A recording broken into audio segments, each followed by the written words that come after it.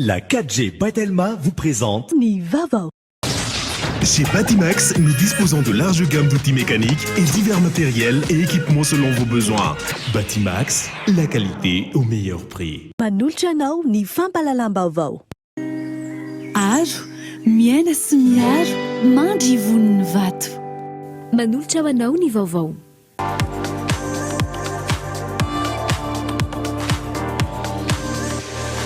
Luxor, le plaisir du confort. Manolotra anao ny fampalalam-baovao.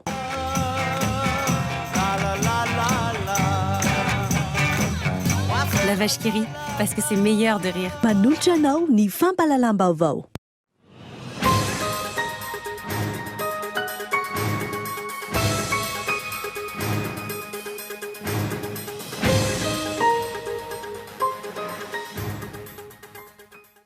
Manoloana ny fiparitany tsao eraky ny Facebook mahakasika ny coronavirus. Misy ny fifanarahana eo amin'ny Facebook sy ny ministeran'ny postra. Araka izany, hofoanana avy hatrany ireo compte panely tsao sy manaparitaka vaovao tsy marina momba ny coronavirus eto Madagasikara.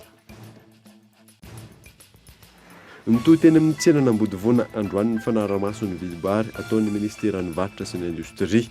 Nandraisana fepetra entitra avy hatrany ny mpamongady tompon'antoka amin'ny fampiakarana ny vidim-bary indrindra ny fanaovana rétention de stock. Tsy tokony rorosaina amin'ny fisian'ny alabatan'ny fividianana ny vahoaka malagasy hoy ny teo anivon'ny CENI. Tsy midika ho doublon ny fisian'ireo olona maro mitovy laharana karapanondro. Ireo no nivoatra nandritry ny feonan'ny CENI tamin'ny mpisehatra amin'ny fividianana androany. Tafiditra ao anatin'ny fampiasana ny teknôlôjia sy fanamorana ny fandoavan-ketra eto amintsika ny fampiasana ny tolotra vaovao e-headphone izay natokana ho an'ireo manana vola maty latsaky ny 200 tapitrisa ariary isan-taona. Eo amin'ny maresaka iraisam-pirenena any Italia, 570 ireo nodomandry vokatry ny valinaretina coronavirus tao anatin'ny 420 ora. Ity firenena ity no manana tapa-fatesana ambony indrindra ao anatin'ny andro iray. Ny ateten'ireo avy hatrany.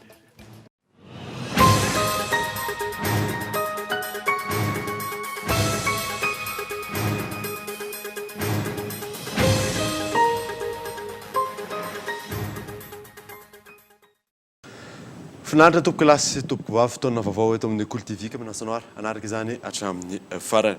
Nanomboantsika ny vaovao manoloana ny fiparitany tsahon'ny coronavirus eraky ny Facebook. Misy ny fifanarahana eo amin'ny Facebook sy ny ministeran'ny postra. Araka izany hofoanana avy hatrany ireo compte panely tsao sy manaparitaka vaovao tsy marina momba ny coronavirus eto Madagasikara. Michel Aranardo.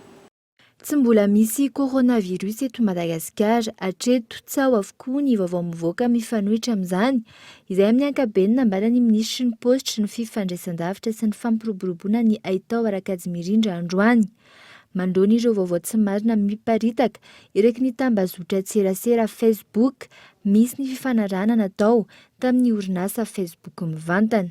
Ny ministera izay tarihako MPTDN manomboka izao dia afaka mifandray amin'ny orinasa Facebook ary manatanteraka ny fanapahana ireo page sy ireo takelaka na ireo kaonty izay manelingelina ny saim-bahoaka na mitondra koa vaovao tsy marina eto amin'ny firenena. Izany hoe zay page na kaonty rehetrarehetra miopefy araka ny tsy tokony ho izy amin'izao fiparihan'ny coronavirus zao. Manana faneho-kevitra ny olona tsirairay, tsy nisy ny teny hoe tapenana ny fitenin'ny olona tsirairay. Raha manana fanontaniana aloha nareo ny larana maitso 700 afaka manontany ianao. Raha ohatra ianao ka tsy manaratsy, raha ohatra ianao ka tsy miteny zavatra marina, ohatra ianao ka tsy manakorotana mpanjakana, tsy manakorotana saim-bahoaka, inona moa ny antony tokony tsy ahafahanao miteny? Misy ny ekipa mandray an-tanana ny fitsirihana izany eo amin'ny ministera ary mandefa mivantana izany any amin'ny Facebook raha ny fanazavana. Mikohatra ianao ohatra hoe misy zao fa fantatrarao izay mitranga tany amin'ny toerana tany andapa. Raha ohatra kosa ilay olona ve mandainga, raha ohatra tsika zany amin'izao fotoan'izao mbola eo amin'ny stade 0 dia misy olona sa manoratra sy miteny hoe efa misy olona 20 marary eto ohatran'izay, tsy miopefy izay zavatra izay, izany hoe io tsy maintsy hodinianay tsirairay dia ho tenenina hoe tia miopefy satria na ny fanarahana amin'ny Facebook ara dia tsy maintsy ampandrenesana zao hoe tia zavatra ity zany a dia efa tena miopefy totoy izao a tiako tenena hoe le niveau na criticité an'le izy zany a azavaina eo koa ary tsy zay re satria zareo koa nge hijeren'io ary efa zatra izy zany a satria ataoniko eo amin'ny firenena hafa. Ao anatin'ny fotoana vitsy no manatanteraka ny fanafoanana ny compte manelitsao sy vaovao tsy marina ny Facebook. Eto misoroka izay fisian'ny osika eo amin'ny Facebook izay hatrany dia ampahafantarina ny Facebook tsy ho ela ihany koa ireo pejy ofisialy ny ministera rehetra eto Madagasikara. Nanatanteraka fitsidiana ireo hopitaly miaramila teto Antananarivo ny ministry ny fiarovam-pirenena. Nisy ihany koa ny fanarahamaso sy ny fametrahana ireo fiarovana ny valinaretina coronavirus. Ny alarany efso. Na mbola tsy tonga eto Madagasikara aza ilay valanaretina coronavirus, efa nanatevina ireo fepetra ny tafika malagasy, nametraka fiandry amin'izay mety hitranga eto amin'ny firenena. Misy ny fampitaovana ireo hopitaly miaramila manerana ny nosy ary isan'izany eto Andrenivohitra. 3 isan'andro ireo mpitsabo miaramila vonina irotsaka an-tsehatra raha misy ny tranga. Maro amin'ireo hopitaly miaramila manerana ny nosy no efa vonina amin'ny mety fandraisana ireo marary.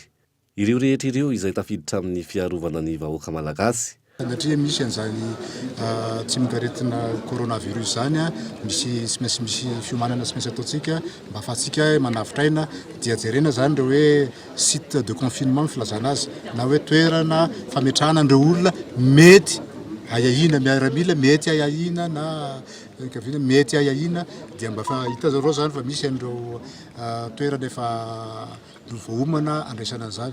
Manaraka an'izany koa eo ihany koa ireo toerana andraisana urgence satria fantatrareo tsara fa zany tsy mikaretina zany dia metraika avetrana ity amin'ny pisefona taova-pisefona dia misy zany ireo toerana manokana indray sinan'ny olona mety manana fahasiaranana amin'ny respiration zany dia fitanareo tao zany misy ny respirateur artificiel moa ny filazana azy manampy an'ilay olona afaka misefo ara-dalàna. Miara-miasa amin'ny Ministeran'ny Fahasalamam-bahoaka sy ireo sampandrarahany amin'ny faritra ny tafika malagasy manoloana ny fanangonana ireo vaovao mahakasika ity aretina coronavirus ity. Ho atevenina ihany koa ny fanaraha-maso ireo sistany, indrindra ireo fari-dranomasina hiadina amin'ireo mpisomponenana.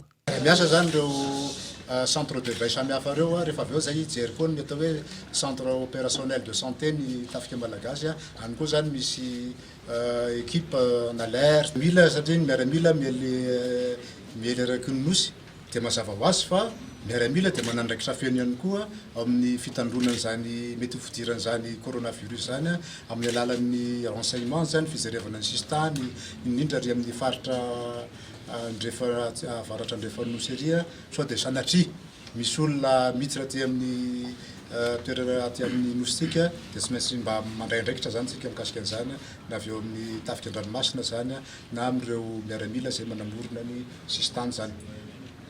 Efa mametraka ireo fiarovana avokoa ireo rasa mangaikan'ny Ministeran'ny Fiarovam-pirenena rehetra. Entanina hatrany ireo olona rehetra hitandrina sy anaraka ireo toromarika rehetra sy tsy ino ireo tsaho ahely. Ankoatr'izay, mila manaraka ireo fanambarana marina hatrany. Manana adidy goavana amin'ny fanentanana ny mpianatra momba ny coronavirus ny ministera misehatra amin'ny fanabeazana. Nidina ifotana netana ireo mpianatra sy ireo mpanabe ny teo anivon'ny ministeran'ny fanabeazam-pirenena sy ny ministeran'ny fampianarana ambony. Henri Flora. Nanatanteraka ny fanentanana maro samihafa teo ihany koa ny fanazavana indrindra fa ny fanentanana mahakasika ny valanaretina coronavirus ny ministeran'ny fanabeazam-pirenena sy ny fampianarana ara-teknika sy ara-katsa ary ny ministeran'ny fahasalamana nampahafantarina sy nanentanana ny ankizy ahalala bebe kokoa mahakasika ity valanaretina ity. Nidina ifotony teny anivon'ny EPP miisa 3.0 sy CEG miisa 5.0 ahitana mpianatra amanalina no nanaovana fanentanana teto Andrenivohitra. Fanentanana amin'ny ady atao amin'ny tsipartany coronavirus no tanjona napetraky ny ministeran'ny fanabeazam-pirenena sy ny fampianarana ara-teknika sy ara-kasa tamin'izany.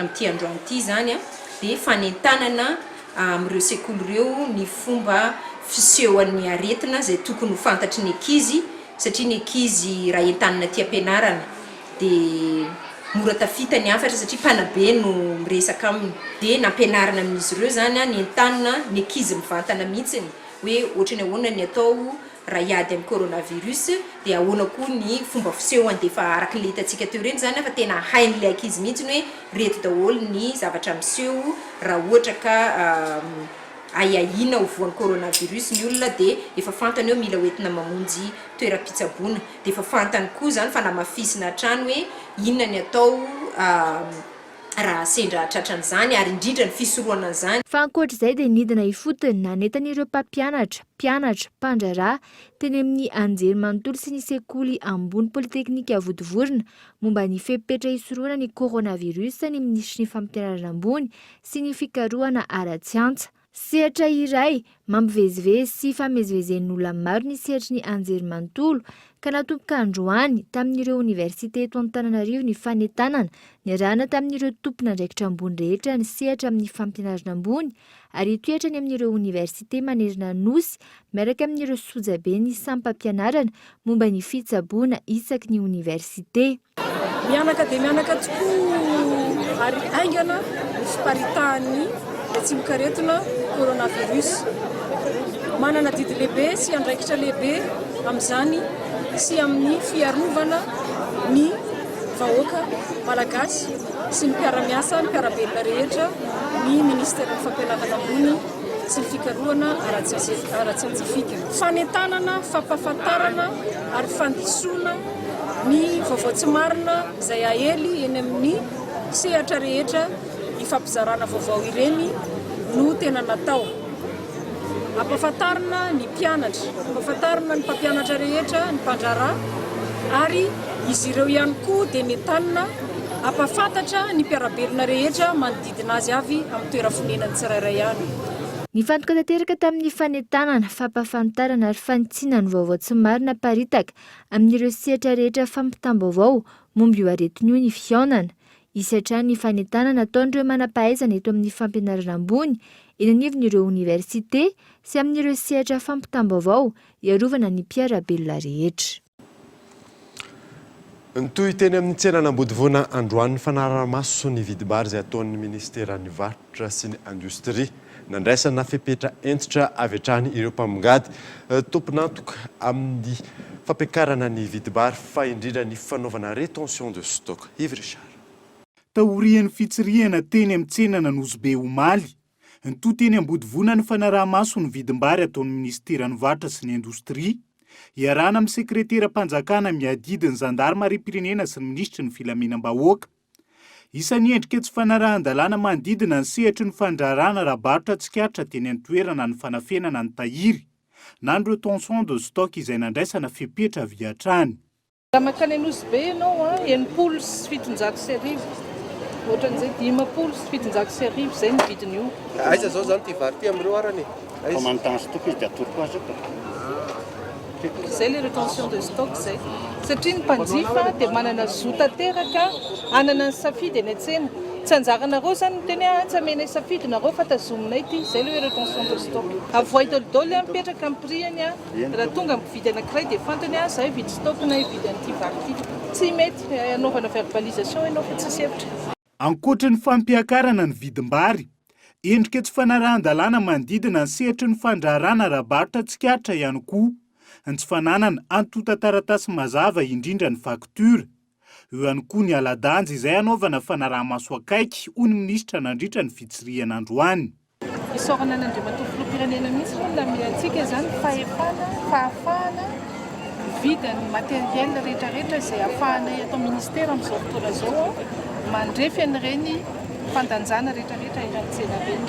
Satria zany dia anjara andraikitra tokoa satria moa raha kapoaka sy tapany nefa tokony telo kapoaka sy tapany tena vomafy mihitsy iletsika mpanjifa amin'izany ifandrefesana rehetrarehetra eto Madagasikara eran'ny Madagasikara mihitsy ho resahantsika io dia ho verifienay atao ministera. Vonina iara-entana amin'ny ministeran'ny varotra sy ny indostria ho fampanarahan-dalàna ny sehatry ny fanjifana sy ny fandrarana raha-barotra eto Madagasikara hatrany.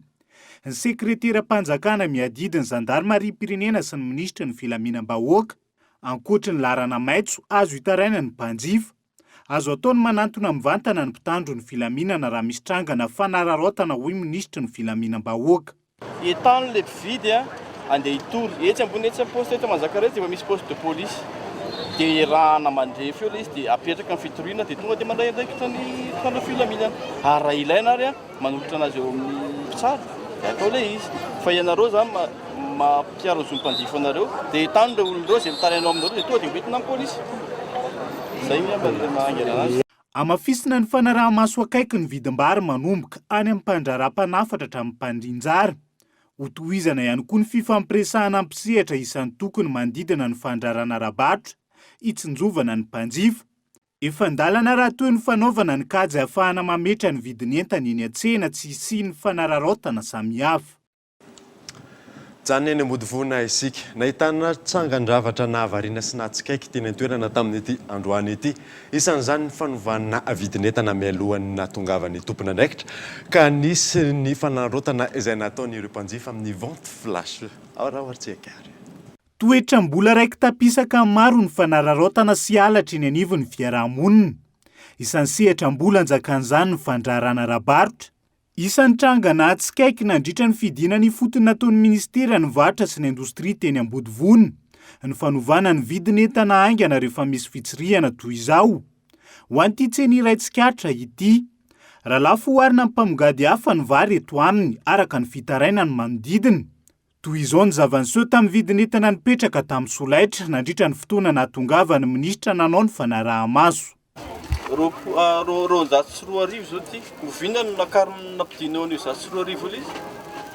Iany roanjato sy roa arivo. Io hitanao io soratra roa solona raha io. Ka io tikatra sao dia no fandalovana aty nampidinanao an'io. Tsy manao antsika fa ty. Zay mihitsy le hitanao vao novainao teo le vidin'ilay entana io a mbola taratra aoriana io le ro anankiray dia tandremy tsara ramose a. Zay mihitsy mantsy le fomba ratsiny aty amin'ny mpivarotra zany a ampiakarina amin'ny tsirariny ny vidin'entana manararaotra. Saika nahitana takosana toy ity solaitra milaza ny vidiny rido luxe ty avokoa ny vary hafa teto. Ny mandidina no laza fanovaina ary nahena no teo aloha zany. Tsy nandraisana fepetra avetrany ny mpamongady manoloana io. Fampitandremana no azany noho ny tsy fananana porofo mazava tamin'ny fanovana ny vidin'entana tamin'ny solaitra. Tsy nijanona teo voalasa ministra sy ny mpiaradia azy. Tonga tireny mpianakaviany ray ity, rehefa avy nampitany vidim-bary tamin'ny tsena rehetra mialohany anjifana teo aminy. Laza ny mpamongady fa tsy mivarotra indray teto. Niverina tampoka ny tompona andraikitra ka tsy hafa nanoatra ny mpamongady tamin'izany. Laza ny tena ny famivarotra ka ny vidiny vary ny 5 kilao amin'ny sara mirary avetrany reny mpianakaviana manoloana izay. Reto zao ny mpividy mantsy reto.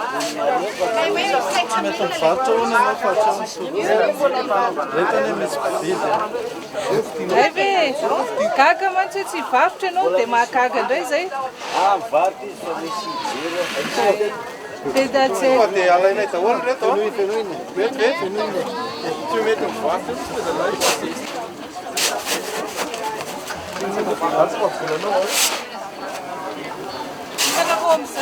Ny fitadiavany kely sy ny fanararaotana toy izao izay nanimba ny sehatry ny fandrarana rabarotra teto Madagasikara hatrizay ary miantraika mivantana amin'ny sarambabeba-hoaka amin'ny ankapobeny. Lafo mavao hafa kosa indray. Tsy tokony rorosaina amin'ny fisian'ny alabato amin'ny fifidianana intson'ny malagasy hono teo anivon'ny seni. Tsy midika ho doublon ny fisian'ny olona maromaro mitovy larina karapanondro. Ireo no nivoatra nandritra ny fionan'ny seni tamin'ny mpisehatra amin'ny fifidianana tamin'ity androany ity. Henri Flory. Tsy midika ho doublon ny fisian'ireo olona samihafa mitovy larina karapanondro tao amin'ny lisy mpifidianana ka nahafanany roso tamin'ireny fifidianana natao ireny. Hoy ny seni androany nandritra ny fionambe izay notanteran'izy ireo. Niaraka tamin'ireo mpiantsehatra rehetra misahana sy mikirakira ny lafin'ny fifidianana tetsy amin'ny foibe toeran'izy ireo etsy Alaroby. Isan'ny voizina hatramin'izao fa endrika nentina nangalaram-bato tamin'ny fifidianana nanomboka ny taona 2024 ny fisian'ireo larana mitovy ireo. Raha ny fanazavana nanomboka ny taona 2024 nanomboka niakatra be ny tahan'ny fisian'ireo larana karapanondro mitovy larana izay nahatratra 450 isanjato. Efa nisy raha teo ny fakakevitra tamin'ireo mpisehatra rehetra avy eto an-toerana sy ireo mpanara-maso ny fifidianana avy any ivelany ny taona 2024 vao afaka nirosona ny fifidianana teto amin'ny tany sy ny firenena. Nanamafy ity Veomera Maleo tena misahana ny fifidianana ity fa nisy tokoa ireo doublon saingy tsy maintsy nirosona ny fampidirana ireny tao anatin'ny lisitra mena. Zava-misy zany taorian'le fanambarana tamin'ny 2020 ny volana febroary dia tsy fakazokevitra. Ny seni zany dia milaza fa lay fisina kara-panondro mitovy larana dia tsy hoe doublon akory, samy hafa mihitsy zany ireo, ary tsy misy endrikendrika fraude na osoka atao anatin'ilay zavamisy zany. Ny doublon dia olona anankiray zany misoratra indroa na mihoatra an'izay ao anatin'ny lisam-pifidianana. Reny moa zany le zahana ho fafana satria milaza ny lalàna fa indray mandeha any no misoratra ao anatin'ny lisam-pifidianana eto amin'ny tany repoblika ny Madagasikara ny mpifidy. Zay zany ny doublon. Ny firosoana amin'ny biometria no nambaran'ny CENI fa vahaolana tokony hirosoana ialana amin'ny fiverenan'ny olana tahaka izao. Averina ihany fa olona samihafa ny voakasika ireo. Zany hoe rehefa tonga anatin'ny base de données an'ny CENI zany dia hita eo fa misy larana kara-panondro mitovy amina olona samihafa izay voasoratra ao anatin'ny lisam-pifidianana. Ny vahaolana hitan'ny CENI ao anatin'izay rehetrarehetra zay dia ny firosoantsika amina biometria. Satria teo aloha teo zany dia ny tanana ny miasa raisina amin'ny carnet na ny cahier ny mombamomba ny fidy tonga ao anivony le centre informatique de district, eo anivony vao miara-misahana fifidianana eo amin'ny district. Zay zany no ataony saisie ampidirana azy ao anatin'ny base. Dia mahita zany ny CENI hoe mamaha olana betsaka raha ohatra ka données biométriques, zany hoe mampiasa ny teknôlôjia, ny teknika momba ny informatika zany tsika mba ahafahana mampiena an'izay ilay lafin-javatra izay. Ny aona tamin'ny Eoropean-tsehatra mahakasika ny fifidianana ny teo anivon'ny CENI androany, fotoana izay niresahana bebe kokoa mahakasika ny fanatsarana ny zotra-pifidianana sy ny fanatsarana ny lisam-pifidianana. Sehatra ifampidiniana mahakasika ny fandrafetana sy ny fandavorariana ny lisam-pifidianana izay nanasana ireo mpisehatra rehetra amin'ny fifidianana. Ireo rafim-panjakana, antoko politika sy ireo kandida nilatsaka ho fidiana tamin'ny fifidianana ny fanesy, ireo fiarahamonim-pirenena ary ireo aino vakijery. Ankoatr'izay, ny anteny miaram-pirenena ny tompon'ny teny farany amin'ny fanendrena izay isolo ny toeran'ny Thierry Rakotonarivo raha ny nambarany teo anivon'ny CENI hatrany. Azo heverina fa tsy hisy fifidianana kosa aorian'ny fanendreny ny anteny miaram-pirenena fa avy hatrany no lasa filoha lefitra izay anarana mivoaka avy any amin'ity androm-panjakana ity raha ny fanazavana hatrany. Lafim-baovao hafa tanteraka kosa indray nisokatra nanomboka androany ny toerana fikarakarana bika aman'endrika Goldie Beauty eny Ankoraohatra. Manaraka ny fenitra ny efitrano andraisana ireo mpanjifa, matiana ihany koa ireo mpiasa eo anivon'ny Goldie Beauty. Fanadina.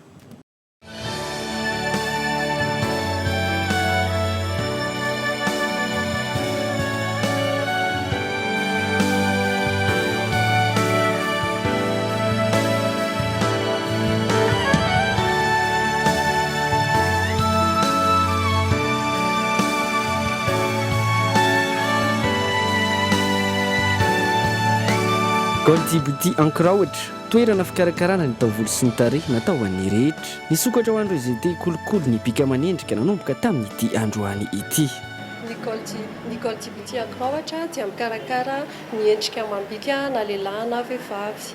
Izahay dia manao resaka momba ny onglerie, pose faux ongles, pose extension d'ongles en gel UV, nail art, manao izay modèle tianareo rehetrarehetra vitan'ny ankizy daholo. Izay koa dia manao resaka momba ny esthétique, soins de visage, maquillage, massage. Ny Goldie Beauty Ankoraohatra dia mikarakara ny endrika amam-bika na lehilahy na vehivavy. Spécialité anay ihany koa zany ny resaka coiffure na taovolo. Toy ny hoe tissage, extension, coupe, brushing, chignon. Manao ihany koa zany pack mariage. Koa manasa anareo ary tsidika ny Goldie Beauty Ankoraohatra. Matianina ireo ekipa eto amin'ny Goldie Beauty, manara-penitra ihany koa ireo fitaovana ampiasaina sy ireo produit karakarana ny endrika amam-bika ny mpanjifa. Izahay ato amin'ny Goldie Beauty dia manao ny maquillage rehetra toy ny maquillage de jour, maquillage de soirée, maquillage marié, des maquillages événementiels, maquillage artistique. Faly manasa anareo ho avy aty amin'ny Goldie Beauty Ankoraohatra, ianareo izay te ho manjamanja namonjy lanonana na atao mariage. Ny ora fisokafanay dia manomboka amin'ny 7 ora sasany maraina ka hatramin'ny 5 ora sasany hariva, ny alatsinainy ka hatramin'ny sabotsy. Mandray rendez-vous koa izahay. eny ankora ohatra araka izany no ambom-pionan'ireo izay rehetra tia karakara ny taovolo sy ny tarehy anatin'izany ny onglerie ny manicure pédicure extension cils soin de visage maquillage professionnel massage gommage corps épilation brochine lissage tissage extension cheveux pose perruque tresse stylé coloration ary coupe homme stylé.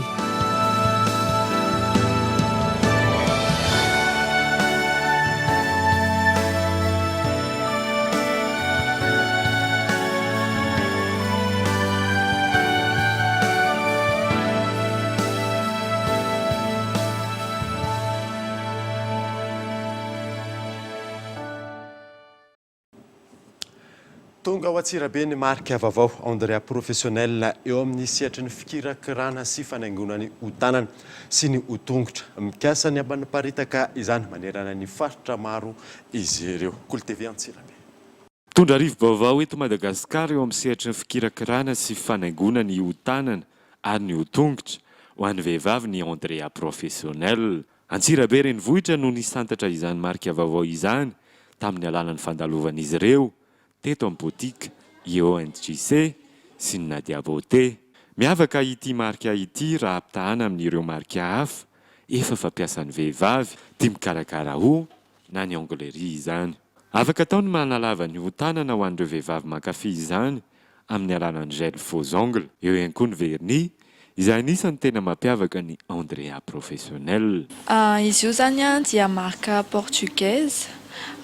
Spécialiste en onglerie, na tanana na tongotra, soin rehetrarehetra momba ny tanana sy tongotra, manomboka any amin'ny soin traitement anio ka hatrany amin'ny larta zany ny ataony Andrea. Ny mampiavaka anazy amin'ny marika sasany dia izy hoe complet be ny zavatra atao. Ka ny ho tanana sy ny ho tongotra rehetrarehetra zany c'est besoin le olona zany dia hita ao amin'ny Andrea daholo. Any amin'ny vernis ka hatrany amin'ny accessoire anaovana an'izy io. Ankoatran'ny traitement misy ny resaka vernis, resaka soin, nail art rehefa le tia le décoration reny le olona. Tanjon'ny Andrea professionnel ny anaparitaka ireo vokatra ireo manerana ny Madagasikara. Anana tombony manokana ihany koa nefa ny eto Antsirabe amin'ny fandalovan'izy ireo ho an'ireo vehivavy tia mikarakara ho tanana sy ho tongotra. Noho ny fahatongavan'ny Andrea professionnel eto Madagasikara dia tonga eto Antsirabe izay amin'ny fahafapohan'ny mponina Antsirabe ka dia manasa antsika rehetra ho avy eto amin'ny IONJC ato amin'ny enceinte BMOI misy anazy. Misy koa ao amin'ny Nadia Beauté en face ny BNI izay aloha misy hatreto fa ho an'izay maniry te hampiasa dia afaka micontact direct anay. Ny vidiny dia mirary tokoa par rapport amin'ny ireo marika hafa zany nefa ny arak'izay ny teneny izay hoe izy numéro 1 amin'ny Portugal, Espagne, Brésil rehefa manomboka mahazo place ngeda be izy ao Europa dia mirary mividy. Araka izany dia mandritra ny 3 andro no ahitana azy ireo eto Antsirabe ary mikasa ny anaparitaka izany manerana ny faritra hafa eto Madagasikara. Nanao lancement eraky Madagasikara zay nandritra ny 2 semaines zay. Après an'izay dia manao koa zay any faritra hafa any Majunga ho any Nosy Be koa zay dia ho any Digo Antananarivo amin'ny herinandro ambony dia zay nanaovana lancement aloha zany amin'izao. Tonga eto amin'ny fotoanany dokavarotra isika aoriana izay nataontsika mahakasika ny fanesorana fiara izay ataon'ny commune Antananarivo renivohitra eo ihany koa ny fiakaran'ny rano any ambany tanàna. Rehefa avy eo ary.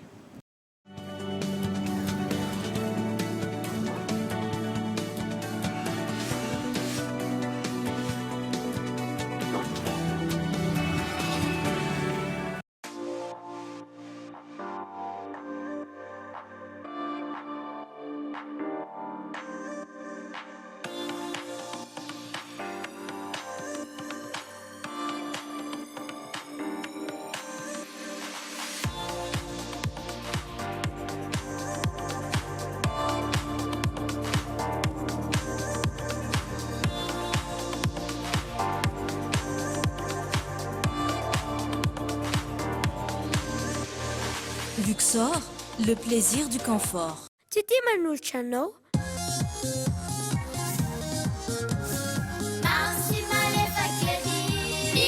Tutti fruits, les bonbons papa. Tutti fruits, les bonbons ma blala. Tutti fruits, Tineri. Bonbons papa. tutti fruits, mistir pomme, fraise, orange, am vidin dimapolo ariary. Tutti fruits, mam sy malefa keri.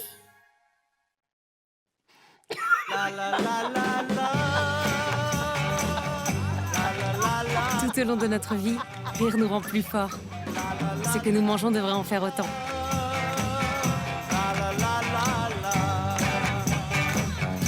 La vache qui rit, parce que c'est meilleur de rire. Geox, Puma, San Marina, Unisa, Tamaris, Guess, Minelli, JB Martin, Adidas, Fossil, Asics, New Balance et Ralph Lauren. Boutique Le Coin des Marques, un grand choix de parfums, montres, sacs et chaussures de marque. Alors, venez découvrir notre boutique Le Coin des Marques, des articles de marque pour hommes, femmes et enfants. Le Coin des Marques à Faravouch, téléphone 033 71 848 68. Za isambolana alohako amin'ny vola ny faktura jiramahako tsotra ery manomboka izao tsy mila misoratra anarana intsony fa azonao aloha eo ny faktura jiramahanao manana proof ianao tamin'ny fandoavana ny faktura jiramahanao antso isak'izay ilainao azy ny dièse 111 étoile 1 dièse mivola tsotra aingana azo antoka Telma opérateur voalohany eto Madagasikara Telma safidiko numéro 1 malagasy.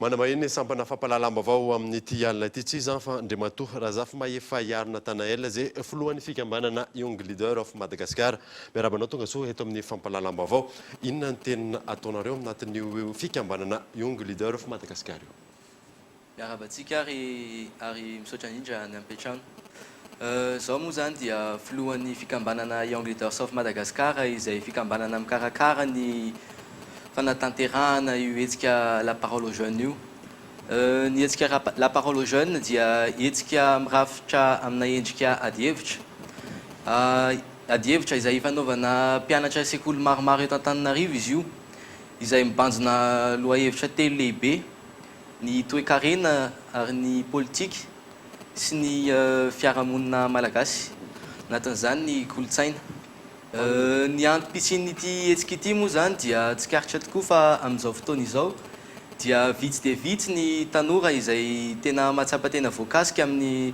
raharaham-pirenena sy ny zava-misy eto amin'ny tanindrazana anisan'ny marinamarina izany ny sampavitriana izay ambany dia ambany amin'ny fifidianana izay mifanesy tanjona roa no kendrena amin'ity hetsika ity voalohany indrindra dia ny ahafahan'ireo tanora ireo aneho ny heviny manoloana ny zava-misy eto amin'ny firenena makasika ireo lohahevitra telo lehibe ireo ny tanjona kendrena faharoa dia ny isian'ny fifanankalozan-kevitra eo anivon'ny tanora samy tanora fa isian'ny fifanankalozan-kevitra eo anivon'ny tanora sy ireo mpitondra ihany koa tsy ny mpitondra ihany koa nefa no kendrena fa kendrena anatin'izany fifanankalozan-kevitra izany ihany koa ireo olona izay manana maizy azy eo amin'ny toe-karena Madagasikara na koa ireo grands entrepreneurs.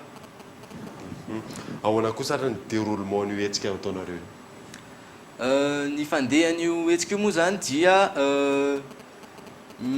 mirafitra amina endrika fifaninanana fianarana 12 no mifaninana anatin'ny la parole aux jeunes mpianatra efatra no mandrafitra ny vondrona iray ka isaky ny adievitra dia vondrona roa no mifaninana anatin'izany manana 12 minitra avy izy ireo anoanana ny heviny ary anehoana ny fomba fijeriny mikasika na lohahevitra iray izay apetraka diany meloa rovina sy rovina avy no tanterahana io hetsika io io hetsika io moa zany dia efa nanomboka tamin'ny sabotsy 12 martsa 2021 ary mitoy izy io isaka sabotsy mandritra ny ray volana mariana fa miafara amin'ny 12 aprily 2021 ahoana koa sary ny fiara-miasanareo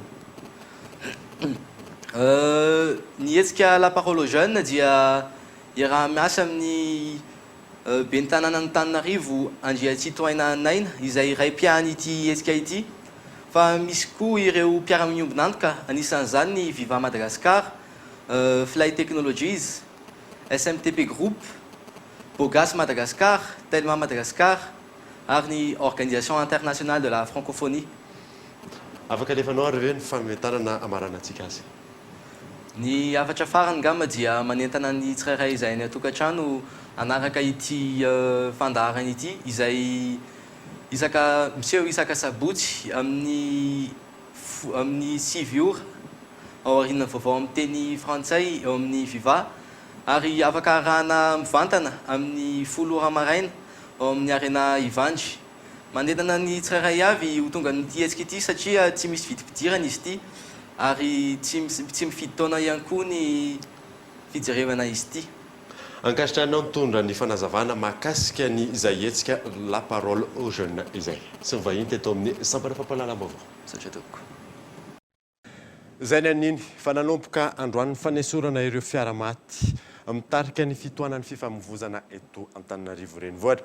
Efa nisy ny fampitanemana tamin'ny zany Kaiton Andretsilavo.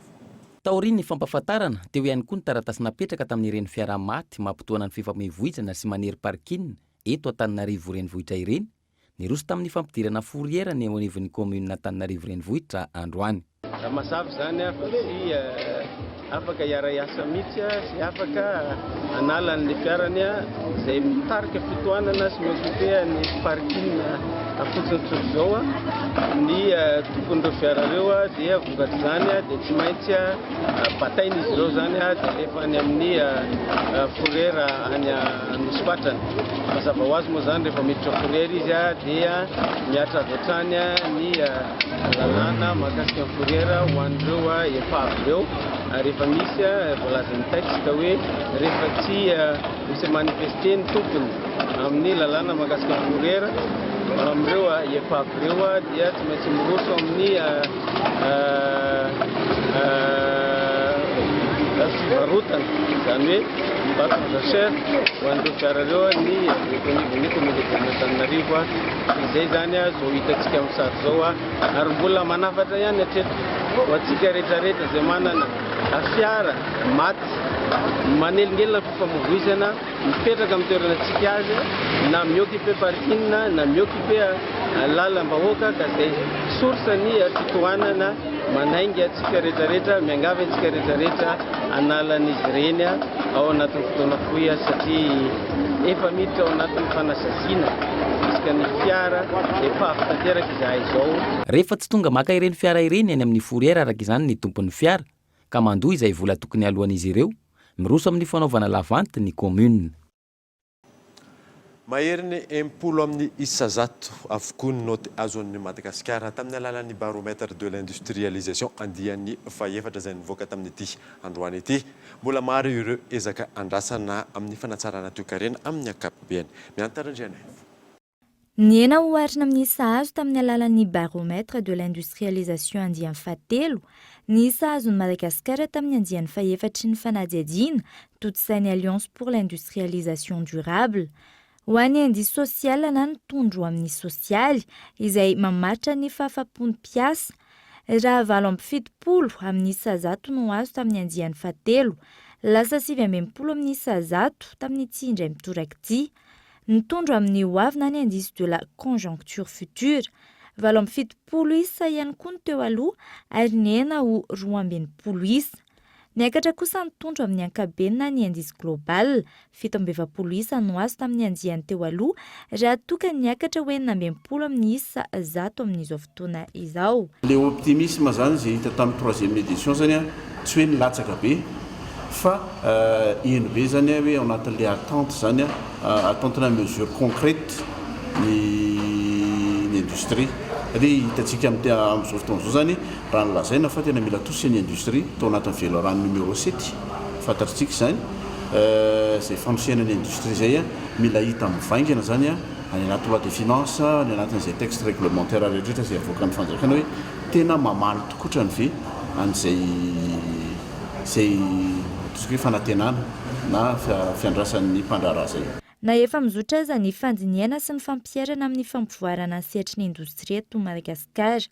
Teboka maro no mbola andrasana raha ny fanazavana, isan'izany ny lafin'ny lalàna. Raha amin'ny fahitana azy teo aloha dia araka ilay lazako teo hoe mbola ao anatiny izany satria fantatsika fa na les décrets d'application les lois sur le développement industriel raha mbola tsy nivoaka. Io moa zany misy fitondram-panjakana vaovao manana izany ilay fomba fijery IEM, manana zany isan'ny hoe politique émergence Madagascar.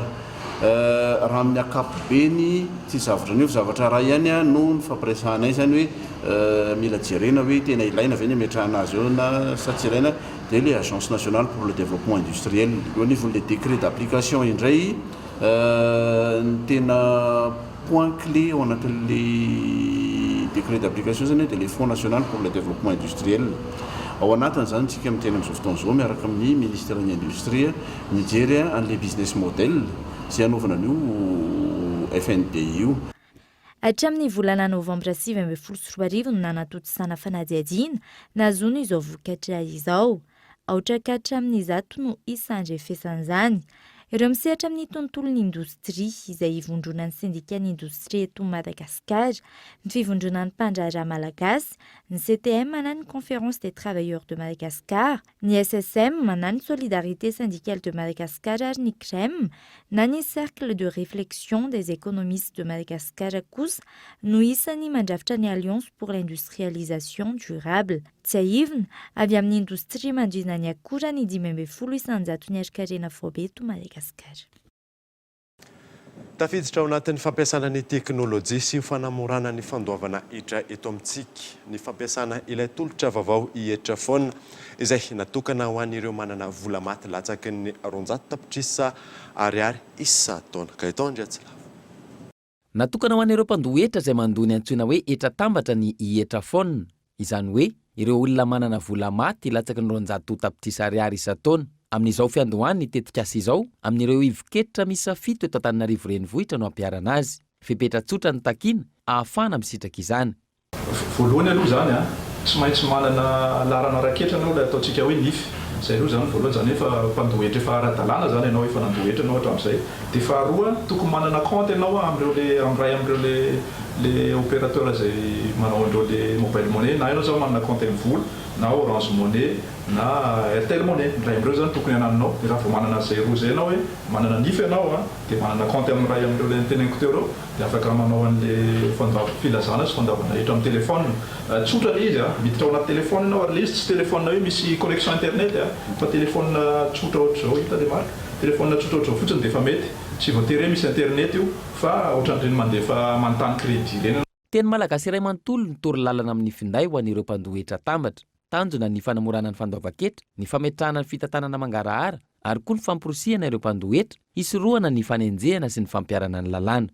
Ny tombontsoa anisan'ny lehibe amin'ity zany amin'ny hietra foana dia fanatsorana ny fiainan'ny mpandohetra, fanatsorana ny fiainan'ny mpandohetra mba tsy hivezivezy izy anatanteraka ny izay andraiky ny araketra zay tsy voatery makany amin'ny bilao izy andeha bus na andeha anaty embouteillage andohetra. Ankoatr'izay ny esorina ny sarany zany amin'ny fampiasana ny teknôlôjia vaovao ity mba hanetanana ny olona hampiasa ny teknôlôjia vaovao hietra foana io zay nahatonga ny direction générale des impôts hoe tsy mandoa sarany ny olona zay mampiasa an'io.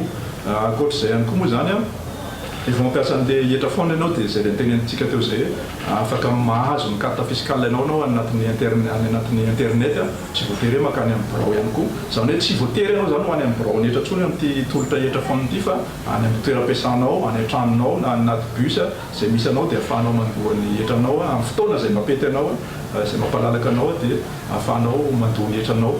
Amin'ny mahavaovao ny tetikasa isy ny fampianarana sy ny torolalana ho an'ireo mpandohetra manatona ireny ivoketra ireny.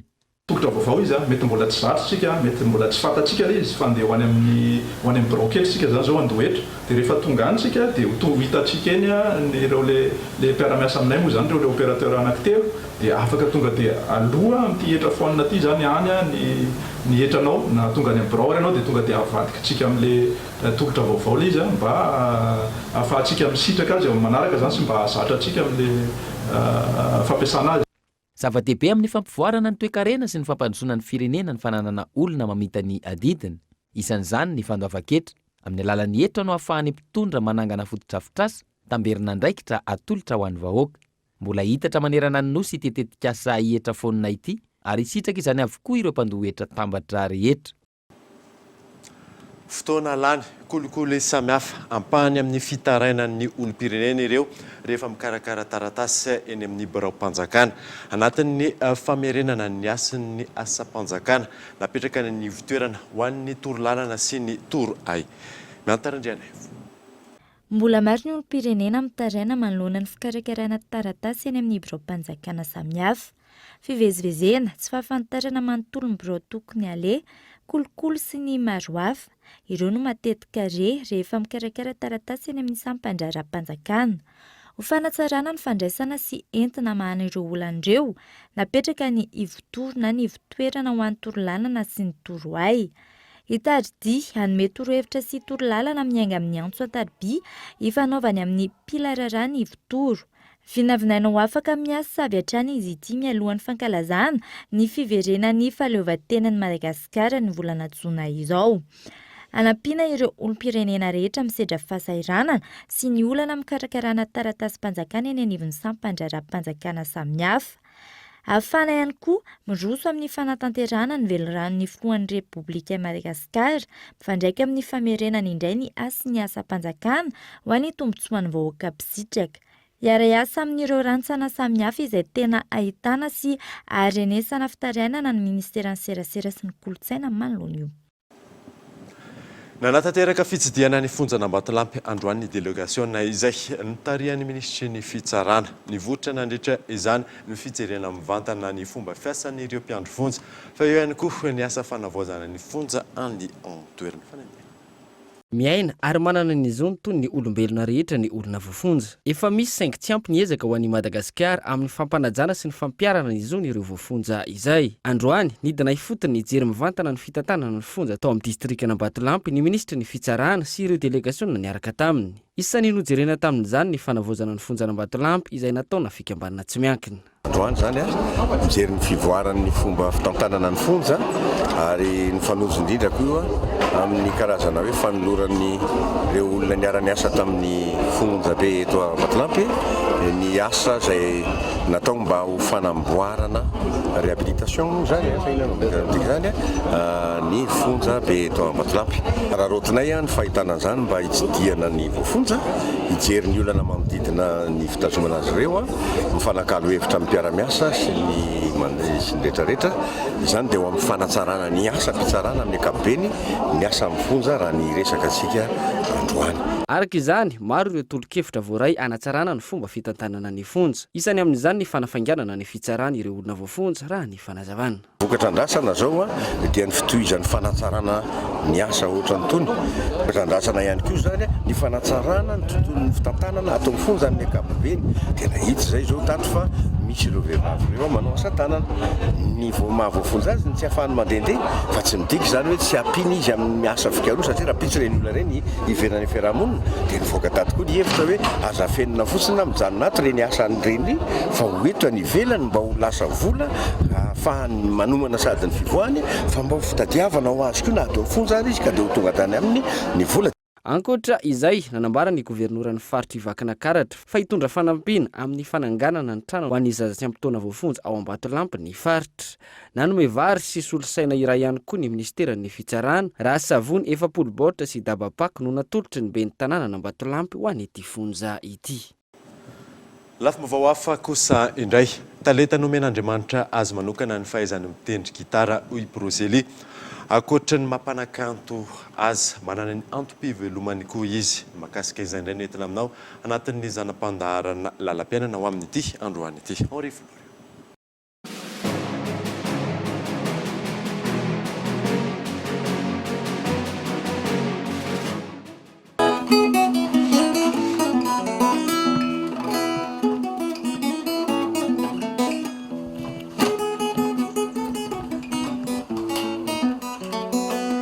Avy any manambondro atsimo atsinanan'ny vangaindrano no toerana fiavin'ny Noasy Prosper Eli izay fantatry ny maro amin'ny anarana mampanakanto hoe Prosely.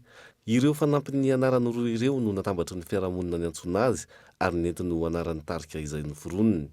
Avy amin'ny fianakaviana tsotra ny tenany ary mpanakanto tany amin'ny faritry ihany koa ny rainy.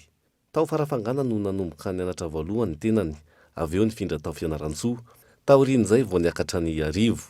Tamin'ny taona 2017 no nitsanona nianatra ny tenany tao aorian'ny krizy izay niseho teto amin'ny firenena. Ankoatra ny mampanakanto azy izay tsy fantatry ny rehetra, indrindra fa ny fahaizana manokana amin'ny fitendrena gitara, manana antom-pivelomana hafa ihany koa izy. Izay tanatin'ny muzika io fa nisy an'ilay Philzance koa moa musicien koa izy. Mitendry tao zay, ary izy mpanao sary hosodoko koa, zay rolahy zany mpanao sary hosodoko. Dia fa nanao exposition tamin'izany fotoana zany, tao amin'ny talentanany amin'ny sary hosodoko io, tao amin'ny Analakely. Manao exposition isaky misy hoe misy fampirantiana ary misy any dia mitondra tableau zay mampiranty miaraka tamin'io. Dia nianatranatra koa moa zay zany tamin'io ankoatran'le hoe mba fanisany talenta dia misy peintre tao amin'ny arcade tao. Dia lasa fivelomana tatoriny zany muzika sy ny sary hosodoko dia ny asa tanana zany ohatran'ny hoe rafitra zany. Za koa zany mandrafitra gitara, mandrafitra baffle, fa zany hoe le gitara acoustique nisy dia nataoko fa ny électrique nanao ihany le acoustique fa amin'le resaka modélage sy ny any be dia be le pitsopitsony. Dia tamin'le gitara électrique no tena be dia be no ataoko. Ankoatr'izay, efa niara-niasa tamina mpanakanto maro ihany koa ny tenany, isan'ireny ny tarika Dedes, Ventson'ny Androy, Feonal, Jean Freddy, Dede Fenerivo sy ny maro hafa. Nanana ny tarika ny manokana ihany koa izy teo amin'ny tontolon'ny zavakanto, na teo aza ny fiarah-miasa amin'ireo mpanakanto namany, noho ny fanampian'ireo namany, nanjanony azy raha ny nambarany. Nanana ny zavatra nampietsi-po sy nampalahelo azy ihany koa izy tamin'ny fiainany, indrindra fa teo amin'ny zavakanto. Tamin'ny resaka amin'ny zavakanto moa zany zavatra tena nanamarika amin'izy dia hoe le fifandraisana amin'olona. Iny tena zava-dehibe mihitsy n'igny satria zay olona mifanena aminao, zay olona mifanerasera aminao dia ohatrany hoe feno fitiavana daholo. Le fahalazana moa zany tsy dia tanatin'ny eritreritro mihitsy le hoe le alaza. Fa ny azy zany manao le talentako, manao le asako fotsiny, manao le zavatra misy men'Andriamanitra, tsy dia hoe laza loatra ny tadiaviko. Fa hoe le fahafaliako, ny fitiavako an'le izy dia le fandraisan'olona amin'le zavatra ataoko. Le zavatra tena tsy tiako indrindra dia le hoe le resaka fialonana. Zay zavatra be dia be zay amintsika olombelona zay, indrindra fa amin'ny le mpanakanto zany. Ka rehefa misy anankiray zany hoe mba hitan'olona, tian'olona, dia misy asany manana eritreritra hafa fa tsy tokony zay le izy, tokony fanakaiky dia tokony fampizara. Hoe ahoana moa nahatonga anao ohatran'izao, mba meo koa zay mba fanakalozana iny dia fitiavana mihitsy zany tokony atao hoe. Afatra ho an'ireo mpanakanto namana no nentiny namarana ny resadresaka ny fanaovana tamin'ny mpanao gazetiny Cool TV FM no hoe aoka tsy voatra loatra amin'ny kolotsaina malagasy ny raha tao na eo aza ny fivoarana misy amin'izao fotoana izao. Aoka ho mendrika ihany koa hoy izy ny fitafy mba ho fitaratra eo anivon'ny fiarahamonina sy tena hitondra fanabeazana.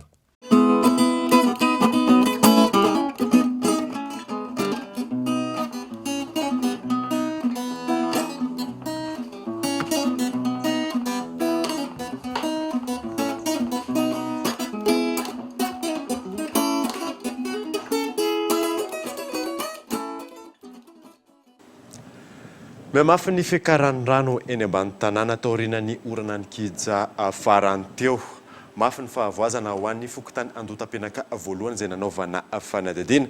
Ankoatra ny Lalakely, Dibo-drano ny ankamaroany ny trano fonenan'ny mponina eny an-toerana. Yves Richard.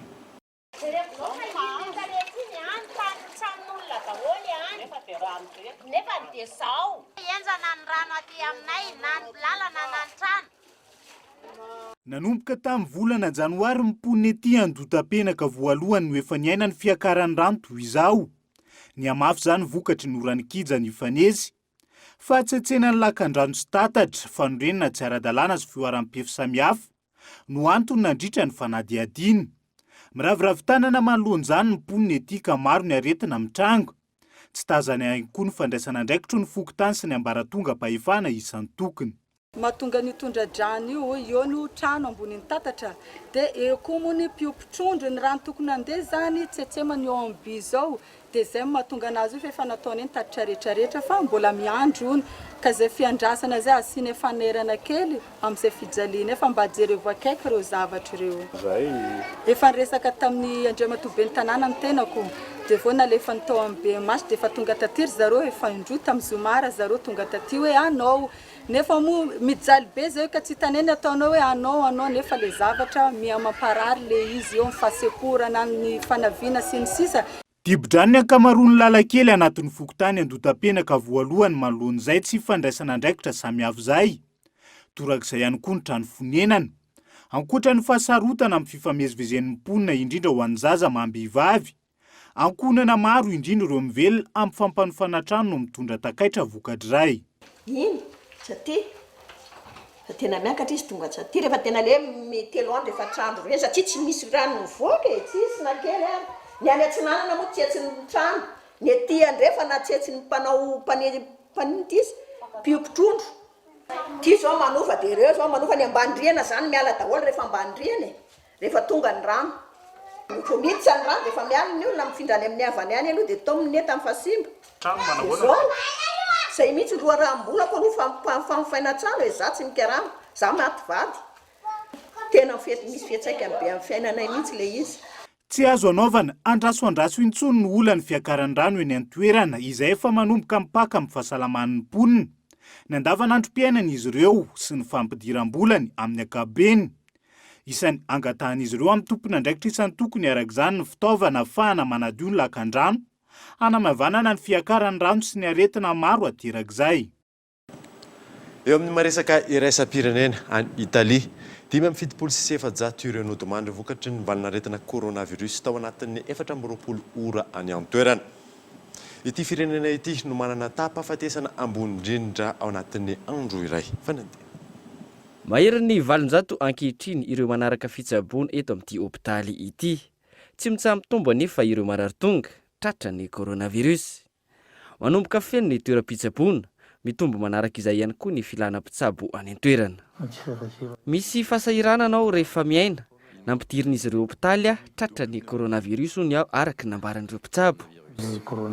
Noho ny fasahirana manjady amin'ireo mpitsabo sy ny tsy fampiny isan'izy ireo, voatery mifidy izay marary mety ho avitra. Ireo zokiolona matetika no maty voalohany rehefa tratran'ny aretina noho izy ireo marefo. Raha misy marary roa miditra ny hôpitaly, ireo tanora no raisin'ny mpitsabo noho izy ireo inona fa ho avitra, aorian'izay kosa ireo efa nahazo taona. 7 andro zay ireto marary reto no tratran'ny coronavirus. Ny tanora dia mbola inona fa mahavita manohitra ny aretina. Misy kosa ireo tranga izay manahirana kokoa ny mitsabo azy, toy ireo olona efa nahazo taona. Manaraka ny fenitra ara-pahasalamana takina ity hôpitaly ity ary manana fitaovana avolenta. 10 andro izay no nampiarana ireo fepetra mandrara ny mponina tsy hivoaka ny trano, saingy tsy mahasakana ny fiparihan'ny valanaretina. Antony, misy ireo tsy manaraka ny lamina napetraky ny fanjakana. Vokatr'izay, filazana manjo anjatony no mivoaka angazety any an-toerana ary ny 720 isanjaton'ireo matin'ny coronavirus. Eto, tsy maharaka ny mpiandraikitra ity toerana fandorana ny olona maty ity. On va devoir attendre. Tsy maintsy miandry roa na 3 herinandro vao afaka dorana ny razana. Betsaka loatra ireo nodimandry dia tsy maintsy miandry zahay. Nefa orinasa iray ihany no misana ny fikarakarana ireo razana. Tranga tsy fahita ihany koa, vatapaty maro no mitandahatra ato am-piangonana. Miandry ny fahafahana manatotosa fitompivavahana fanaovam-beloma farany azy ireo, saingy tsy hita ireo pretra. Enina treto no fantatra fa pretra matin'ny coronavirus raha ny taremarika. Rehefa misy ny fitompivavahana, tsy azo atrehan'ny fianakaviana. Atreto mahery ny roetsy ireo trangana coronavirus maneran-tany ary manodidina ny 7,000 ireo maty vokatra ity valanaretina ity. Dia izay mamarina vaovao tamin'ity alina ity. Ankasitrahana ianao nanaraka izany. Soafa tsara atao.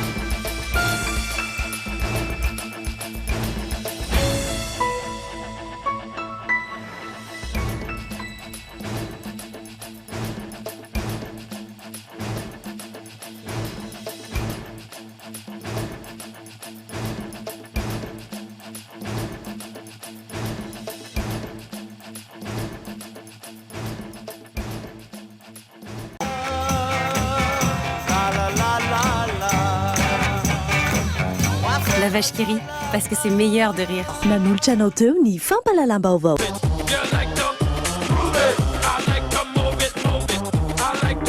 Luxor, le plaisir du confort. Nanolotra anao teo ny fampahalalam-baovao. Le journal vous a été présenté par Aro, miaina sy miaro, mandry voniny vato. Chez Batimax, nous disposons de larges gammes d'outils mécaniques et divers matériels et équipements selon vos besoins. Batimax, la qualité au meilleur prix. Nanolotra anao teo ny fampahalalam-baovao. La 4G by Telma vous a présenté ny vaovao.